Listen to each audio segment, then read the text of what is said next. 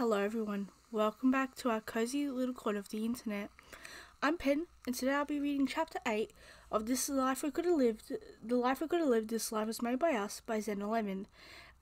Just as always, it's going to be purely gay, and I hope you guys enjoy. Let's get into the fic. Chapter 8. Dazai was in a bad mood to say the least, so seeing his supposed to be dead chess partner again did more for his emotions than he thought it would.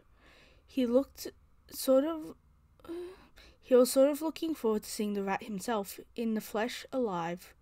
He stared at the man in front of him. It felt weird to see him in a light like this. Fyodor was wearing a black button-down with white roses embroidered in the sleeves and breast, classy as always.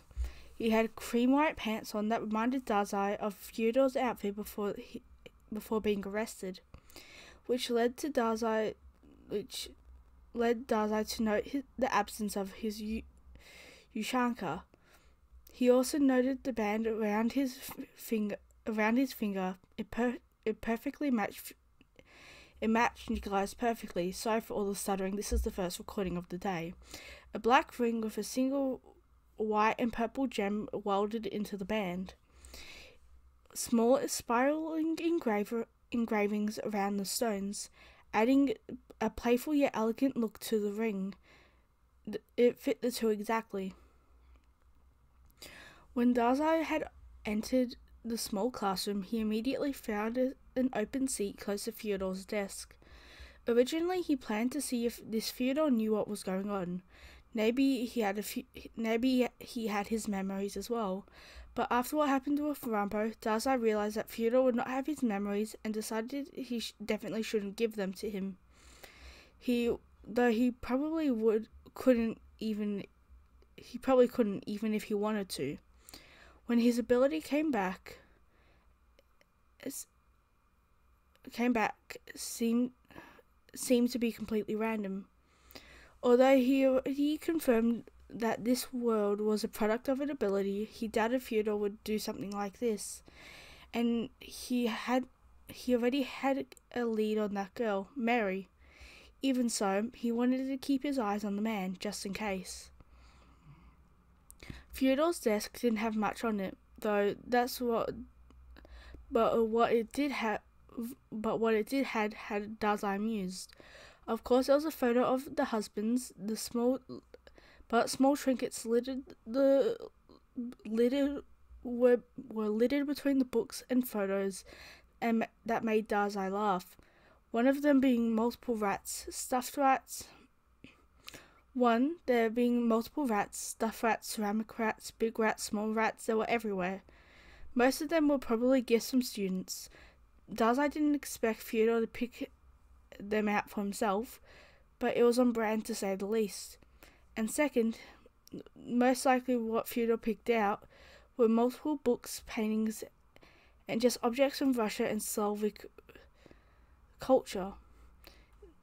This class was, of course, Russian, so it made sense for them to be nodes, adding to the fact that Fyodor himself was from the country. As the bell rang, Fyodor got up and pointed to his name written on the board, trying to sound out each consonant of Dostoevsky. I still cannot pronounce that name, and I hate it. And trying to get the students to say it back correctly. It took maybe 3-5 minutes. At one point, one student got up and shot up his hand, which Fyodor called on, and a student asked if he could just call him Mr. D. Fyodor was not impressed. The rest of the class went by quickly. Fyodor, like most teachers, passed out the syllabus and briefly gave some insight into his life as a quick icebreaker before leaving the students on their own. Dazai didn't see anyone he recognized in the classroom, so he decided to indulge himself and make conversation with his former cellmate. He turned towards the man who was glossing over something on his desktop. So, Dazai grabs the man's attention. You're Mr. Gogol's husband? Fyodor glances away from the computer before giving the brunette his complete attention. I'm guessing by your familiarity you take theatre? Dazai nods. He was quite excited to hear I was taking your class this year. Though I didn't realise you were his husband when I applied. It makes me wonder how you don't share a last name. We just never decided to make that decision. We felt like neither of us would needed to receive the other's name. It wouldn't take anything away from our marriage, Fyodor explains. And it also worked out in the workplace, as students might have got confused if there were two Dostoevskys or two Gogols. Oh God, my English sucks today. Fyodor sort of chuckles. Dazai respected the mutual understanding between the two. It's not like he hasn't seen couples who are the same. It was just nice to see how they didn't tie the idea to marriage to things like a last name. Dazai's eyes briefly trailed back to the rats littered around the room. I guess I know what to get you if I ever need to get you a gift. He nods to the trinkets. Oh please, no more. My husband got me one for our anniversary, and once my students saw it, I had at least 10 times more rats than I would ever need. Even after that, they didn't stop. They just sort of became my thing. Fyodor exasperatedly denies the offer, explaining the story behind the figurines. Dazai chuckles at the idea of Fyodor receiving more and more rats, becoming increasingly distressed of each one he receives. You know, I've felt like I've seen you before. You've been down this hall a lot, haven't you? Fyodor seems to study Dazai. I've taken a foreign language every year, so that explains. So a lot of my classes have been down this hall, Dazai explains. Every year? That's quite impressive, huh, Dazai? Fyodor glances back down to his roster again, remembering the brunette's name. Yes, and thank you. Dazai accepts the praise. He technically didn't take whatever class this Dazai took, but he does know multiple languages, so close enough. Conversing with this Fyodor was interesting. He didn't get to indulge in their usual intellectual banter, but learning about this world's Fyodor was quite fun, especially knowing how he is like in his original world. Chia had a soft spot for literature, so judging by this, it was no surprise that he would be taking a creative writing class.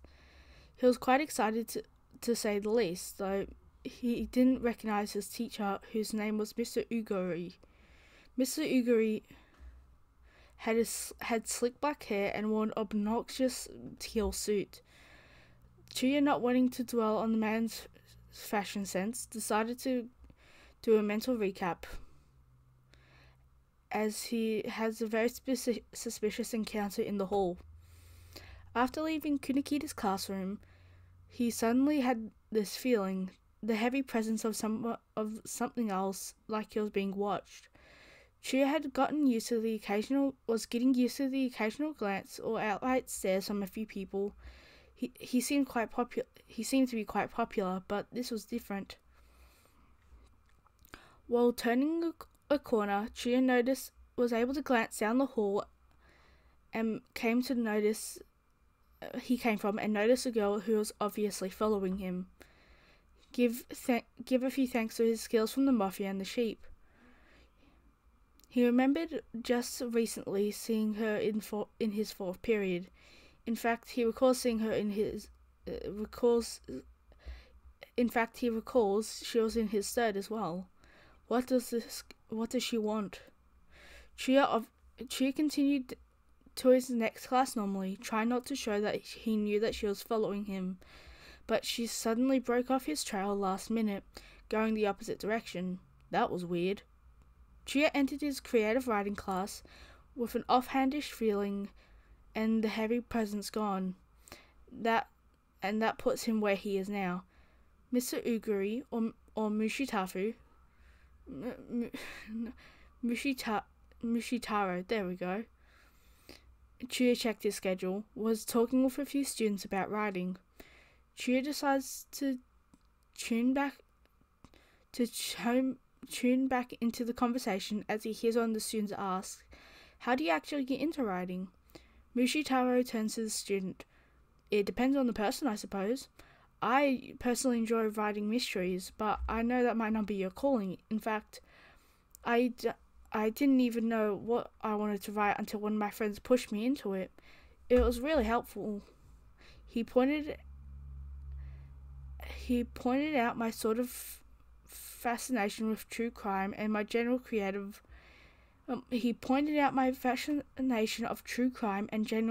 mind, not to brag, and suggested I tried writing mysteries, he explained. Chuya didn't realize just how much time had passed because a few minutes later the bell rang and he was off to homeroom. Back in Mori's class, Chuya notices the Octogawa sibling sitting in the corner.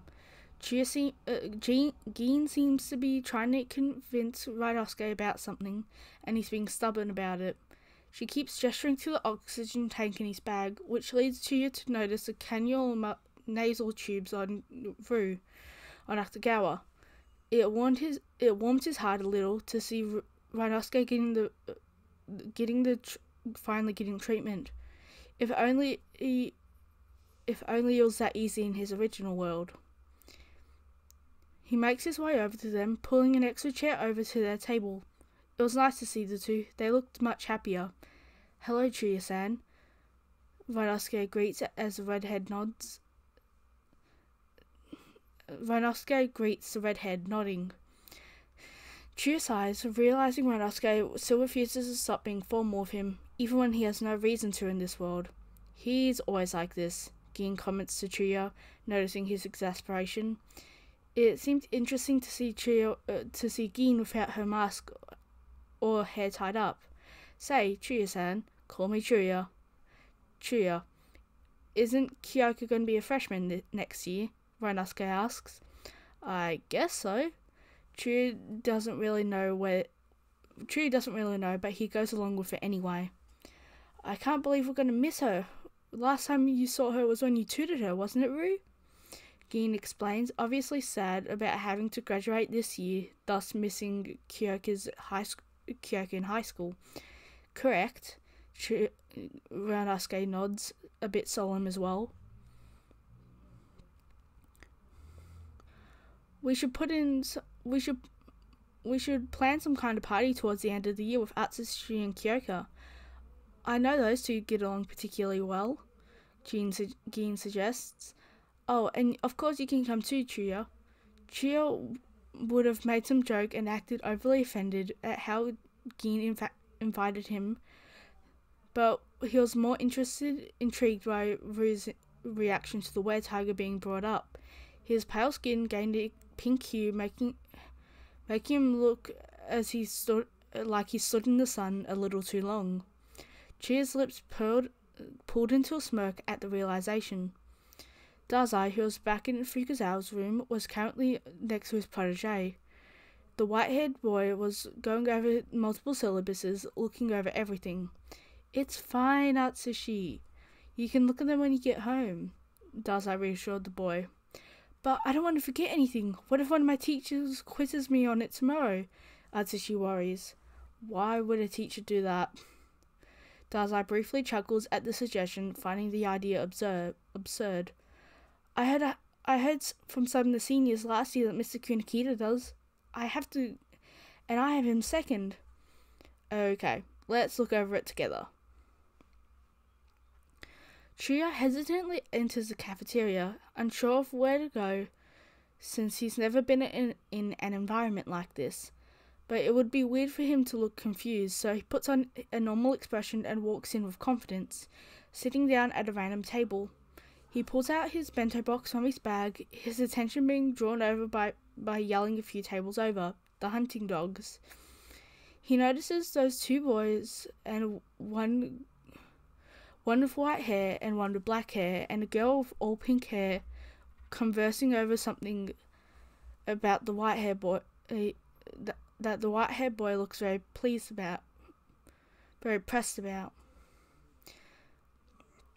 The more he looks at it, the more he looks at it, he seems to be yelling about Noret's food choices.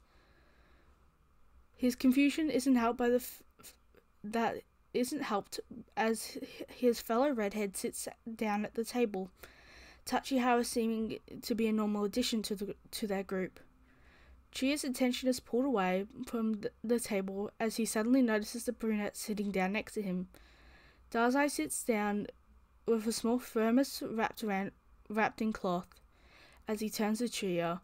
Before Chia can bring up what happened in fourth, Dazai leans closer. "I think I know who did all of this," he says in a hushed voice. Chia is slightly recovering because there was one part of his mind that went haywire when Dazai leaned in closer to him, thinks about the girl who was following him earlier. "Yeah, I was being followed after fourth. You think that's the girl? You think it's that girl?" "Mary," Dazai corrects, "and yes, she's way too suspicious. I also confirmed with Rampo that this world is a result of an ability," Dazai adds. "That guy? What do you mean you confirmed with him?" Chia remembers the detective, who he might still hold a grudge against for trapping him in that book. "My ability came back when I was walking into third, and I brushed my arm against Rumpo, and he suddenly had all his memories back. After that, my ability disappeared again," Dazai explains. Wait, your ability came back and you didn't think to tell me?" Chia leans in. "Also, how has mine come back?"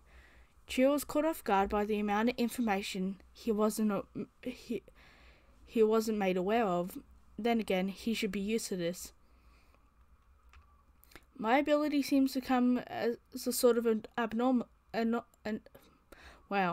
My ability seems to be some sort of anomaly." Dazai ignores the first question. "That would explain why I was able to retain my memories. "Then why do I have mine?" Chia questions. Dazai pauses for a moment as his eyes light up. "The ability was used on you. That would explain why Mary was following you. And now we just need to know what she wants and what her ability is." Dazai seems to be quite passionate about how the much...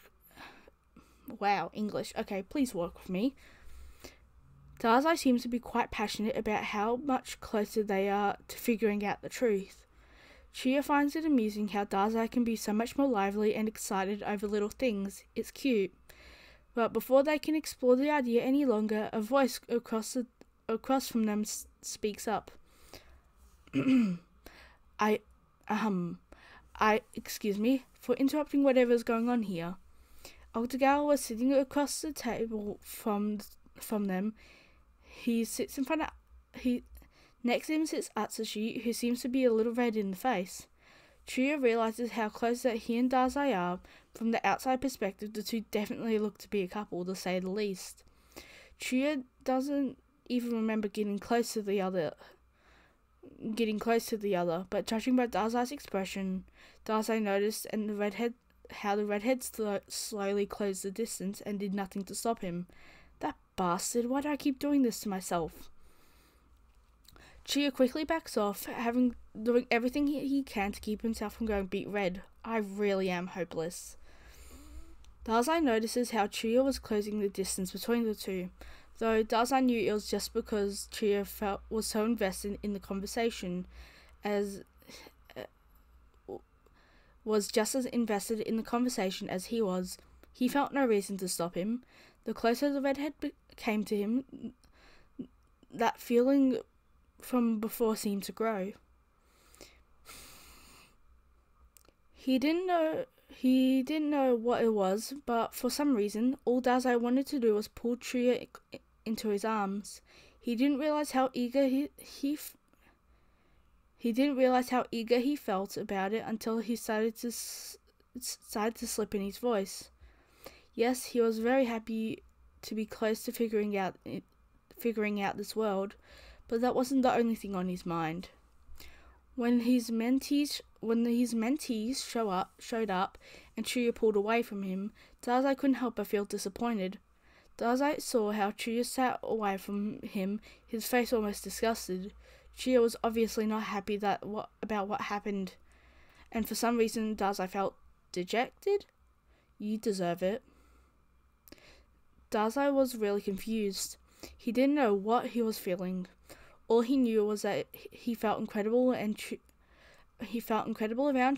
and there was this warmth inside him whenever they were close, and all he wanted to do was be closer.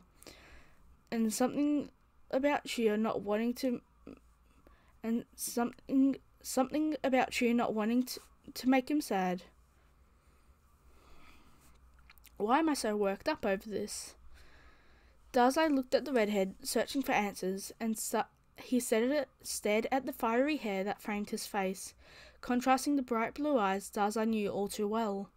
Dazai's eyes glossed over every detail of his face, admiring the lack of imperfections. That was a good word to describe him. Perfect. Dazai thought about how every little thing Chuya did, Chuya himself, was just perfect. Dazai was practically frozen in time, in his own world. With every second, more thoughts about Chuya flooded his mind. His smile, his astounding fighting ability, his figure. Wow, I'm sorry, I'll turn off my notifications. There we go. Dazai was practically frozen in time, in his own world. With every passing second, more thoughts about Chuya flooded his mind. His smile, his astounding fighting ability, his figure, the way he could command a room with just his presence, his trust in Dazai, it was also beautiful. Chuya was beautiful, and it was all so much, and Dazai didn't know where it was coming from. No, he did know. He's known for a long time, he just never knew what it was. Dazai Osamu was definitely in love with Nakahara Chuya. Okay everyone, that was the end of chapter 8 of The Life We Could Have Lived, This Life Was Made by Us, by Zena Lemon. As I said, gay, and sorry for all the stuttering, it's my first recording of the day, so I'm going to be stuttering quite a bit. But anyway, I hope you guys enjoyed, and I'll see you all later. Make sure to take care of yourself. Bye!